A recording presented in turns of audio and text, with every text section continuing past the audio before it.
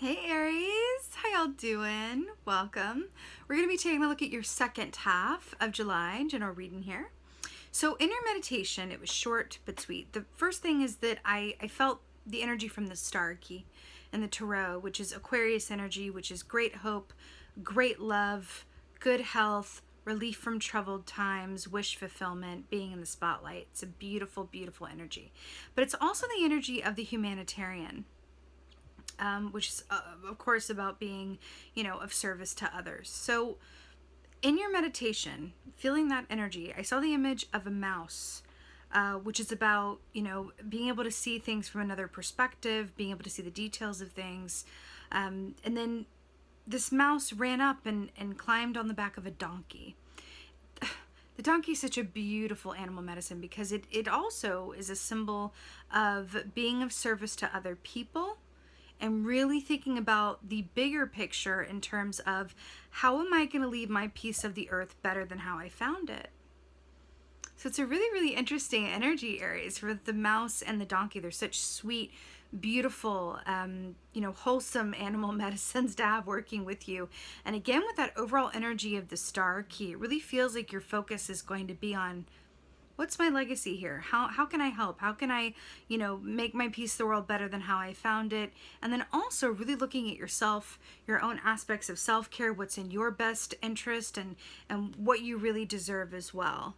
What have you gotten back in terms of how much you've given, right? Is that equal or no? Or is it time to really give to yourself and really honor your own needs as well? So it's a really lovely, beautiful opening meditation. Let's go ahead and see what your cards have to say. Hey Aries, let's go ahead and see what your animal energy is for the second half of July. Animal energy for Aries. Oh, wow. Okay, right on.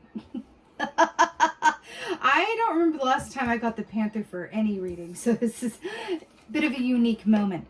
So the Tower is Panther energy. Panther energy is all about change, ferocity, really coming from a place of primal instinct and emotion. What's really interesting about this is that in your meditation, we looked at the mouse and the donkey, and it felt like this very sweet energy about perspective and being of service and looking at the bigger picture and legacy and all of that. And then we have the Panther here, which is about a big shift and a big change within your universe. But this is also about really coming from a place of reaction and spontaneous movement, right? It's just like it's reaction over response, which is really interesting here. Very, very, very, very interesting. We could be looking at a big shakeup in your life circumstances in some way, shape, or form, Aries, for sure. But I feel like of all the signs, like who would get the Panther, like you guys are like, yeah, okay, Panther energy. And it's interesting because with the star energy that I felt in your opening meditation, that's very much about alignment and wish fulfillment. And then we have the Tower here, which is a big change. So really, really interesting here. Let's see what's going on. Let's see what's going on. Right. So you got this in the reverse, but I'll hold it in the upright. The Chariot, this is Cancerian energy, which is the season that we're in, right? So that's really beautiful. It's a major arcana. So you have two major arcanas here, which denote, destined and fated events. So it's a significant time for you, Aries. It's not arbitrary. So interestingly enough, with this Chariot energy, this is very much about fast forward movement that is balanced and laced with purpose, right? It's about, I know exactly where I'm going, I'm motivated, I'm inspired, and I'm full speed ahead. But it's interesting because it came up in the reverse. So let's talk about these roosters briefly. Roosters equate to a Six of Pentacles kind of energy, which is about give and take and reciprocity. Do you remember in your meditation how it came through, how well are you giving to yourself in terms of how much you've given for others? Or what's that balance or reciprocity? How are the scales looking in terms of like what's on either side of them, right? So it's interesting that this is coming up in this way. I feel like you're being called to really take time out to really look at where you're going and why. I'm hearing reassess accordingly with the chariot energy. It feels like either where you thought you were going, it feels a bit different now, or it could have gotten delayed or rerouted in some way, or you're being called to really reassess your own best personal needs in some way. But you're being asked to look at something differently, to reassess or reimagine. The key word being like right? Reinvent, repurpose. That feels really, really strong to me with chariot in reverse. This is about a delay or a stalemate, really taking some time out to reconsider the path ahead, basically.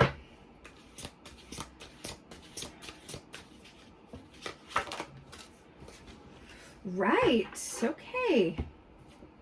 So here we have the Five of Swords, Aries. So this is making a lot of sense. So Five of Swords is about, it's a number of change, of course, but Five of Swords is either you or those around you not acting within their own integrity. This is behaving in ways that are a disservice to you and or others around you, right? It does feel like you're going through a bit of a bumpy moment. It's interesting because they keep drawing my attention back to the meditation. I feel like as a way to say, like, the star is an aspect of having hope that comes after troubled times. Because did you know that in the sequence of the major arcana, that the number 16 key is the Tower and that the star is right after it, number 17? So I feel like this is a comment, that meditation is a comment on, like, okay, things are shifting, things are shaking up, but the reason that Tower moments happen is to realign you on your highest and best path.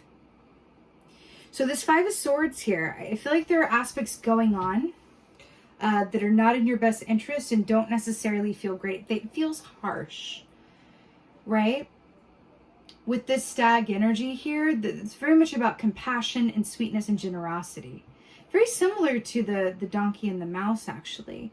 But look at this. Look at this deer. It has no place in this harsh environment.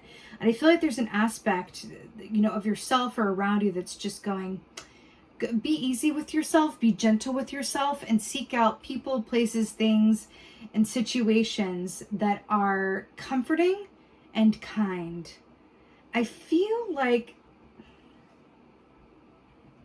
there's an energy, I feel like, where something is either unfair or you're not getting back what you gave.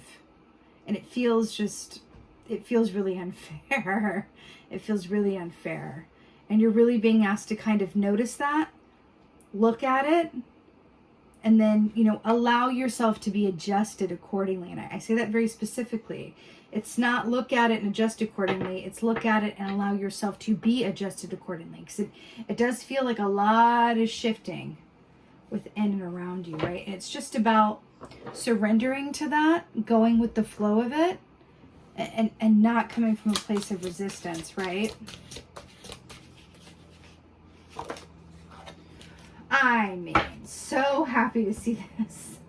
So then we have the Eight of Wands. This is really brilliant how this is storyboarding, and I'm really excited for you. So the Eight of Wands, the wands are about the actions that we do or do not take, usually around the work that we love to do, but they can also be about, our interpersonal relationships that really fuel us, that we're really passionate about.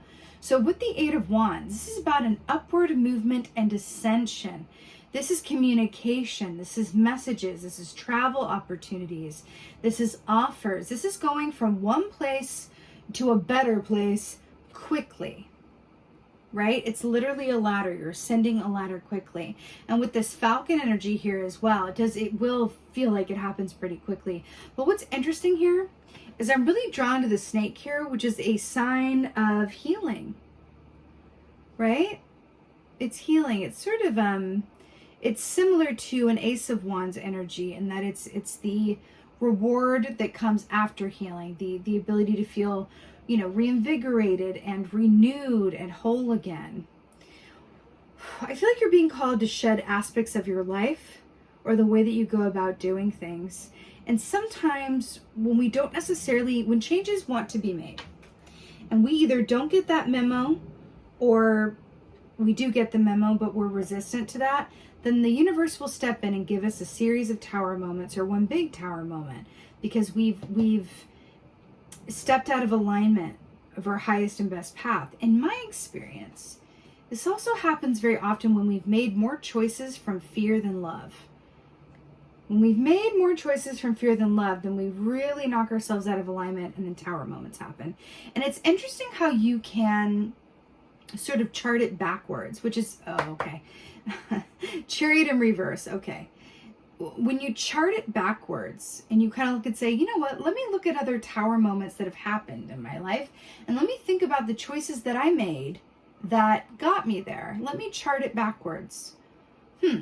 Okay. Well, this is a job that didn't work out, that went really badly and didn't work out for me, and it was really hard, and when it ended and all this, let me look at the choices that got me there. Well, you know what? I had a weird feeling in that initial interview.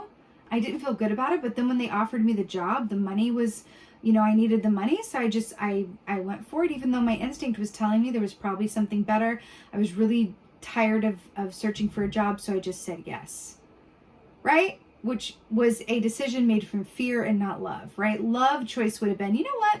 My intuition is telling me to say no to this, and I know that something better that's going to, make me happy, and I'm going to feel really excited about. If it's not a hell yes, it's a no type of situation. So you say no to something, and then you trust that something better is going to come along as a result of saying no, right? That's just an example of being able to chart backwards and go, how did my fear-based choices get me to whatever tower moments? And it can provide a greater sense of understanding and clarity. And then through that lens, kind of like with the mouse and the, donkey energy, really gifting yourself the gift of forgiveness and compassion for the choices that you made, or that, were made around you that were maybe didn't feel exactly like they were in your highest and best good. Back to that Five of Swords, right? But it feels like you're being asked to chart things backwards and really take a look at the ways in which you have been a disservice to yourself, and or you have allowed yourself to be disserviced by others. That feels incredibly important here. And with this Panther, this tower energy, I feel like it's going to be very obvious in some way. Very obvious. And in doing so, it's allowing you to kind of cut those ties, put those X marks down, these dead trees here, and then really ascend onward and upwards, right? It's like you go from this being, the stumps in the ground to like flying through the air with the greatest of ease. A daring young Aries. On the flying trapeze. I had to finish it. So it's really interesting here, Aries. You're really being called to do kind of a recalibration and take a look at some things for sure. Let's go ahead and get some advice for you. Why don't we though? Let's get some advice for Aries. Oh, look, I split the deck. I got the Eight of Wands. A lie. Let's get some advice.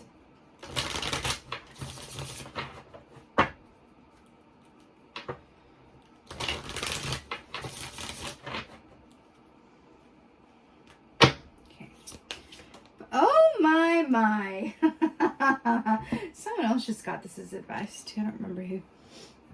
The Fool. Man, when your advice is the Fool, it's just, you gotta love a moment where it's very clear. So the Fool is about taking a leap of faith to start a whole new chapter, right? Remember that example that I gave you about saying no to something that felt wrong in order to trust that something better was going to come along as a result of you remaining available? That's the Fool all day, every day. This is jumping down the rabbit hole. What's really interesting here as well is that the rabbit hole makes me think of rabbit energy, right? And this is Alice from Alice in Wonderland. She meets the rabbit almost immediately, the white rabbit. Rabbit energy is largely about fear. On the shadow aspect of it, it's about fear and self-fulfilling prophecy, being frozen in fear, making fear-based choices. But the light side of rabbit energy is abundance and fertility. So an aspect of rabbit medicine is abundance lies on the other side of fear. So it's coming through for you. When your advice is the Fool, you are being asked to take that leap of faith, leave behind what wants to be left behind, and full speed ahead. Chart it backwards. Be honest and compassionate with yourself about the ways that maybe you've been a disservice to yourself. Maybe there's self-sabotage inherent in this as well. And or you've allowed others to disserve you, right? Which will allow you to really move forward. It's like you heal a valve and then it's just like you're able to ascend forward and something really heals and things begin to shift for you very quickly as a result of doing this work and allowing yourself to come into greater awareness. Again, there's a tower moment around this, but I feel like you're being called to, I don't want to say like divine anger, but I'm hearing to, as an Aries especially, like being a fire sign, being the emperor, allow yourself to feel strongly about where you are, how you got there, what in your situation is not reciprocal or not fair or not right or not of love. Again, this can be within and for yourself, how you are with yourself and or people in your surroundings. But I'll tell you what, we allow others to treat us like we treat ourselves. Right? If we allow others to treat us badly, it's because we treat ourselves badly. But if we truly treat ourselves well, we expect others to do the same. And it all goes back to self-worth ultimately. So with the Fool, you're being invited to take a leap of faith into a brand new cycle like a child would. Really leave behind what needs to be left behind and go forward in that star energy that says, like, there are beautiful, wonderful times to come. Go through this shakeup, go through this realignment, and as a result, be realigned with your highest and best potential. And that's really beautiful. When the Fool is your advice, it's really, really positive, right? I'm going to get an oracle for you. Let's do this. Let's do Earth Magic Oracle. Why not? Oh, right. So we got one, and then I took the one on the bottom as well because it felt right. Stone people, vigilance. Interesting, right? I feel like this is a direct comment on what we're talking about, but I got to tell you, I feel like as it relates to the Fool, be vigilant with yourself. Be mindful of when you're really be an investigator of, are your choices coming from fear or from love?